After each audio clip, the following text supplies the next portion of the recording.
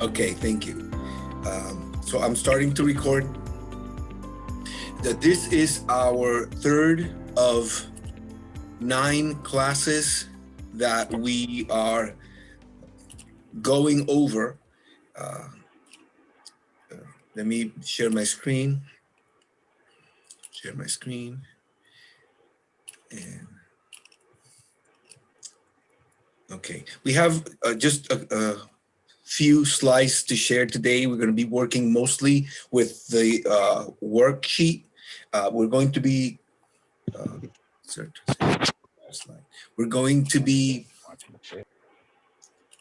everybody knows that this workbook is work that we put together through Legal Aid of Northwest Texas. I'm a legal secretary there. And the workbook itself has 9 components. We are today going over the third one. This is what I wanted to show. This is where I wanted to start for today. Because commissary is very necessary, is providing free classes for community support groups. And the reason why Marcus was speaking about it is the more capacity that you have within your organization, the better it'll be for the groups that you're serving. Having said that, today's class, I'm just gonna skip this. The idea was that in the last class that we put together, there were program goals that needs to be written if you're going to be putting together a narrative body of the work that you're doing for whatever purposes. Could be for fundraising, it could be to set up a program itself. I'm going to just skip ahead and just speak briefly about the fact that the goals are just the general objective. Today, we're going to speak about program objectives with the same mentality that we started to do this the last time. Program objectives basically show specific quantifiable statements of what you want to happen. This includes how much you're going to achieve. And so in order to determine how much you're going to achieve, you need to have a schedule to compare how you're doing. You need to have a basis. So program objectives are quantifiable things that you're going to be doing that will have certain components. And we'll get into that. Basically, I want to divide it into the types of objectives, and that's how I would like to tackle it. Sometimes you may have an objective that is to serve 200 individuals over the course of the next 3 months and provide them with this benefit. And so you have the number of individuals, the benefit, and of course, you know, who they are is a part of the equation, but the number of individuals that you're going to serve over what time and what it is that you're going to provide, that then should bring out a benefit. So if I feed 200 families for the next 3 months, this is going to be over this geographic area, provide them with at least lunch and dinner. This is going to have the resulting effect of, and that is your objective. But to get to your objective, you need to determine how you're going to get there. What will happen, where will it happen, and how it is important and why it is important that it happens there. Your program objective should always tinge back to, because of this problem that we started speaking about before, we are going to be doing these activities, and these activities are going to yield this result. So that's how you piece together a program objective. What I'm going to do next is ask any one of you to give me one objective. Hi, did you have an objective, or are you just chiming in? I'm just coming in. I'm All sorry. right. I'm late. It's all good. I'm just waiting to I wanted see if to it, chat as well. all right. We're looking for objectives from the group. I mean, I could tell you what my objectives would be, but it's better if it comes from you guys so that it's a more interactive experience.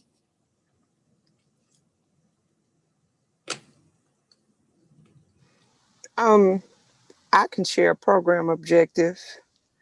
Thank you. The desired result is to empower uh, juvenile offenders to to be able to be self-sufficient, to live independently of their parents in the event that their parents are also incarcerated. They have the tools and strategies to where they can be self-sufficient.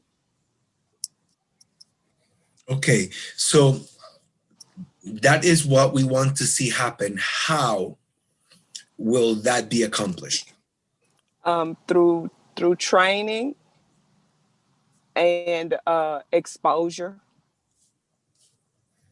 What type, how do you see it playing out? The training and what do you mean exposure? When you give them say life skills, you give them you teach them how to say for instance create and maintain a budget. Then a lot of times you really can't desire what you've never seen. if Mhm. if you take them to maybe go and tour, take a look at homes in areas that are not impoverished, something different from what they've already been exposed to. You just take them to see different levels and different how people live who are say what do you call it, higher income level. Take them into neighborhoods where perhaps let them see what a gated neighborhood looks like, what houses look like, and then help them to create things like vision boards where they can begin to put things into their subconscious that will move them toward those things when they're not even thinking about it. Okay. So let's say if you receive $10,000 or Hmm. you're applying for $10,000, Hmm. how would you use that money? Like, what will you Uh, invest in? I would probably invest in perhaps a program where we could have people to come in and teach them and talk to them about life decisions and show them some of the outcomes, bad decisions versus good decisions. Um, People who are experts in the field to come in and teach them, how to maintain, how to be self-sufficient. I appreciate that. Mhm. $10,000 wouldn't be enough, would you say? It would be a start. What would be the pie in the sky that, if you, the ladder size would be how much money you think that would put a dent that would be felt between now and 1 year from now? Like how much Uh, money would you say if, with this amount of money well managed, I would mhm. be able to do what big a size? How will your program develop with whatever that money is? About 75 grand. Okay. Because that Yeah. way we could, that would help to support travel. That would help to get them into some environments, as opposed to have people coming to them. We can get them to into environments that would also, expose them to the types of lifestyles that we would try to help them to develop. Excellent. So right there, then with the money, we are able to then begin to create a situation where now we are able to perhaps, I agree with what your objective is, which is to provide them with something they haven't seen before. So if I were on a Mhm. board, I already would be, yes, that's something that I would invest in. Other board members that, excuse me, look, or other decision members that look the proposal that you're sending, they may be looking at it from a different perspective and might not find that that is a true benefit. So this grant needs to sell it with just facts, that you can quantify, and also stories, so that it's not just of the heart. It's these numbers would indicate that if a child is exposed to a greater situation, a situation without lack, if they are exposed to what does it look like, it does create a shift and mind shift, because they are able to see and have something to aspire to. So anyway, I'm preaching to the choir. I did want to say, when I was operations officer in a nonprofit in Pennsylvania, we had about $5,000 on this budget for our after-school program, which runs grades 1 through 12. And what we did was we used the money to rent a bus and bring as many kids as were able to fit in it, bring them from Pennsylvania to Washington, D.C., and we went to see just the area and a couple of like the Smithsonian Institute and other. We just had the experience of being around in that environment. I still have vivid memories of how everything was just so stark and so solid. I can imagine kids, just the experience. And the reason why I'm mentioning this is some of the board members at the time didn't think that it was a good expenditure of money, because only 60 kids, well, it was 60 kids, 2, 3, we had 4 parents. So it was about 55 kids. And then the rest were parents. They didn't think that it was some board members did not think it was a good idea to invest the money only on these 60, that something could have been done different. That was a decision that we took because we believed in what you were just talking about. So I'm sorry, I digress. I just really believe that there is, particularly if your program begins to have like a little jewel here and a little jewel there, when you begin to speak, when you're speaking, you're talking support, travel, you're really showcasing the benefits that the person's going to get, because you're looking to teach life decisions, then you need to teach the teachers. So you definitely, in your program objectives, in the very beginning, the activities are going to be teaching and demonstrating, and it's going to be exposure. I like that word, exposure. Everybody can relate to that. So, excuse me, if I were working on your program objectives, again, I would look at, this is what it's going to look like if I get my $75,000. This program that we're going to be working on, and I'm going back over the words that you were just saying, the desired results are to empower the self-sufficiency of the target individuals and provide them with tools and strategies. That's the objective. We need to say in so many months, this is going to happen if we have the money. All right. If we don't have the money, then we can say it's going to take us, instead of 3 months, it's going to take us a year to be where we would like to be. That's pretty much how you project it. So when you're developing your objectives, always keep in mind your audience. Again, I mentioned before board members that have different personalities and views. Some board members have, they're well-to-do. They don't understand when, the electric goes and, what do you do? It's not in their heads. So some things are not going to permeate. So it's important that we choose the right story, the right line of information that we're providing. If you have something like like what you're proposing is a teaching. Last week, 2 weeks ago, there was another gentleman who had the great idea about teaching in the manufacturing and technology segments, and providing some way for individuals to access the education component that will springboard them into something else. So this is the same thing, but on a more basic human personal level.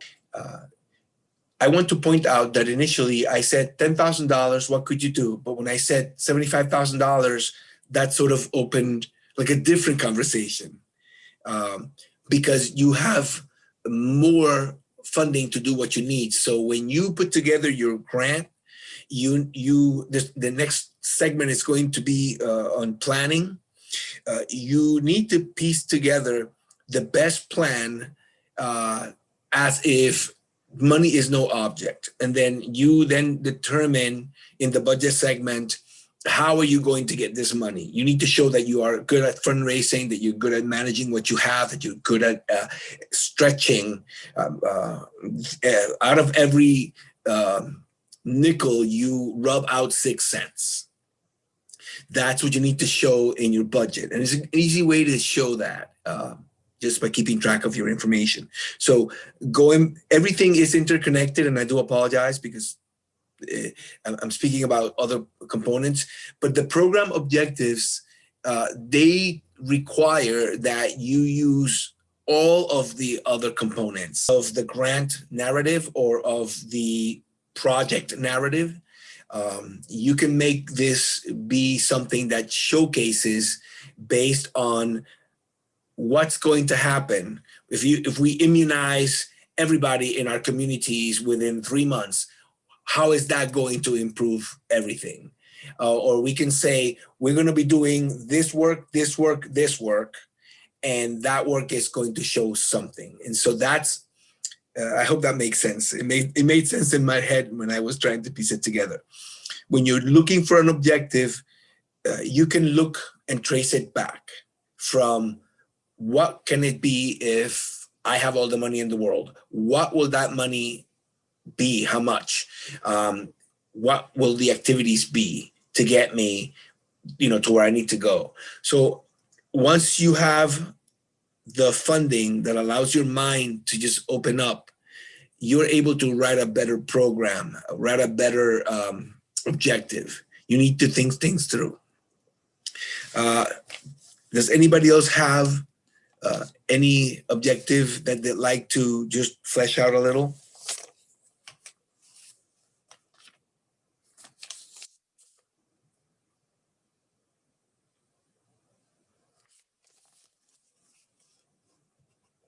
Okay, so what I'll do is I will just get into the specifics of this and move on to the next,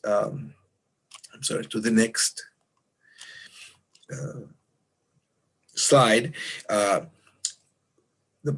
Your program objectives will tell the person that is looking at the grant what it is that you're doing, and it needs to be something that is specific, something that you can measure, something that it's likely that you can achieve it, all things being what they should be. It's realistic. It's not pie in the sky with no way of getting there.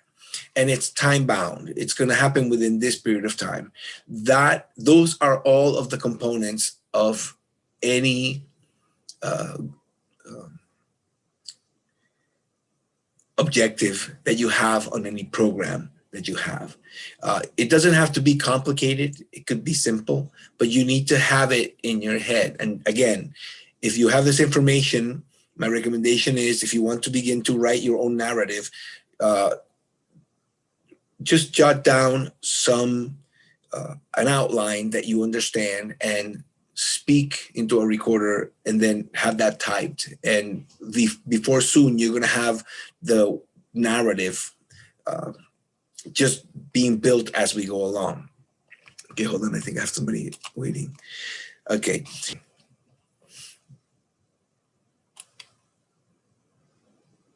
All right. This is, again, the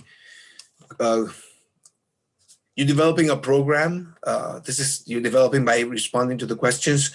You can use it for to showcase what your program is doing or for grant writing. So that was the first class. You have the video for that. The second video, which was the program goals, that one is coming this afternoon. It's rendering right now. We went over the actual goals, and just to use the worksheet, which everybody has, when you are working on goals for your organization, you should prioritize them, and basically focus on just one at a time. Help community youngsters acquire marketable skills for trade employment in year 2. Actually, trade employment, you don't have to say in year 2. For a goal to help 200 community youngsters is a good goal. Now, to expand on that and get into today's class, goals are focused on the group and what you're going to be doing. And then the objectives are the same thing, but they're measurable. So I liked the way that this came out. So this statement here gives you your main goal, and it also provides objectives, because it says stuff is going to happen between this time and this time, and it's going to total so much. So if you have any kind of detail this way, be sure that you are including all of the detail. There are things that could be provided at, for instance, the health fairs that you guys are doing. I wouldn't be surprised if there's a benefit that is out there that is being received by the community, but we're not mindful of that is happening. I'm not saying that it is, but I wouldn't be surprised. When we are providing services and we collaborate with other groups, we can actually make these numbers be larger and count for more, depending on what it is that everybody is bringing to the table. So let's say if it's a meal, let's say you have 10 families, and each of the families brings a dish to the table. They orchestrate and they bring a dish to the table. All of the families eat from all of the food that is at the table, because you are using the actual community. When you provide services, look at what other people provided, and if it's part of what you're doing, you can also say that you helped to support, whatever else the community that is collaborating there is doing. We'll talk about that more in detail. It made more sense in my head. But that's pretty much, it goes with quantifying. When you are working with a nonprofit situation, you need to quantify how much, how long. The how is, obviously what happened, but you need to quantify that. And generally, there's a lot of quantification that doesn't take place because we're providing the service. We're not stepping back and saying, well, we provided, 200 families with this, but then another organization brought in, all this water. So you provided refreshments. Okay. Somebody else came in and they had some gloves, masks, all of that needs to be quantified.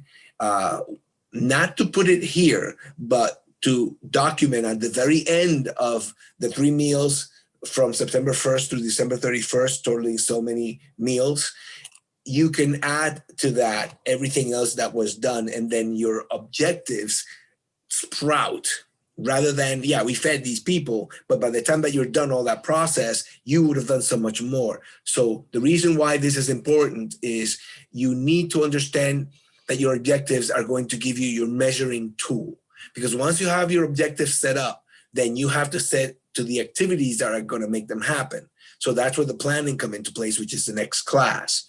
So as you go along, there are skills and information that you're gathering that you need to be managing as you continue, including the narratives that you would be writing if you're using this to write your grant narrative or your program narrative. Hope that makes sense. Does anybody have any questions?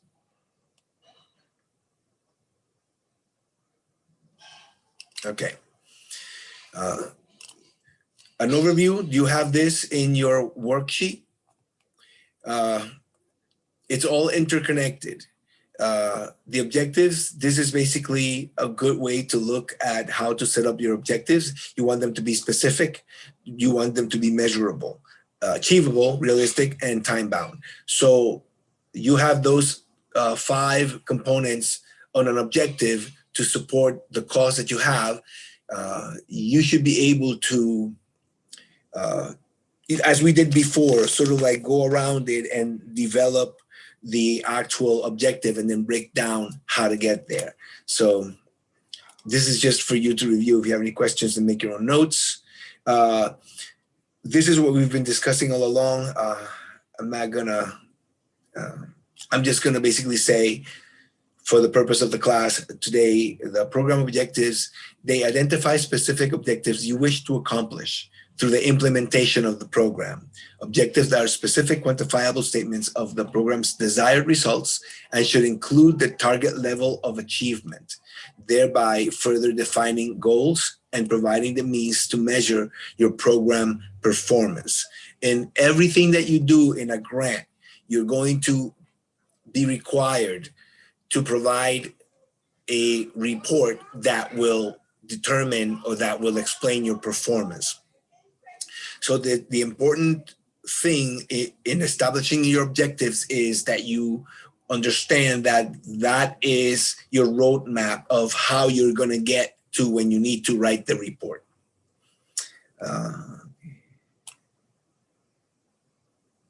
Okay. For objectives, we went over what SMART outcome measures are. Again, you think through everything. There are 2 types of objectives. They could be just the simple, we're going to feed 200 families. That's it. That's the one activity you're going to be doing. So all the components are involved in getting the food from point A to point B, having everything be COVID safe, just everything that goes into that process. You spell out from point A to point B, this is how it's going to be. From point B to point C, these are the people that are going to be required. This is the material that's going to be required. This is, miscellaneous. So you develop an objective based on doing activities. The other type of objective is an impact objective, which basically it states what the end users are going to be receiving as a benefit. After the funding has ended, what is the benefit to the beneficiaries, to the target group? So we have been discussing today with the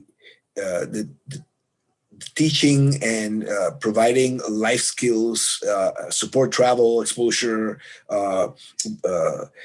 basically the engagement of the minds is a impact oriented objective. So I hope that makes sense. Does anybody have any questions?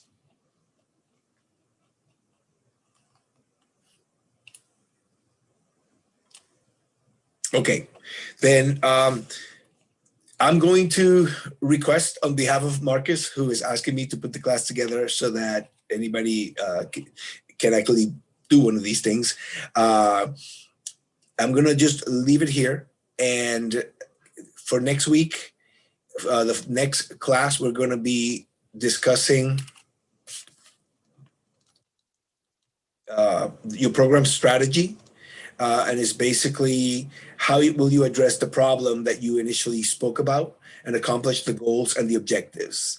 So that's going to be the next segment that we're going to be working on the 3rd Saturday of January. If nobody has any other questions, I'd like to give the floor to Marcus.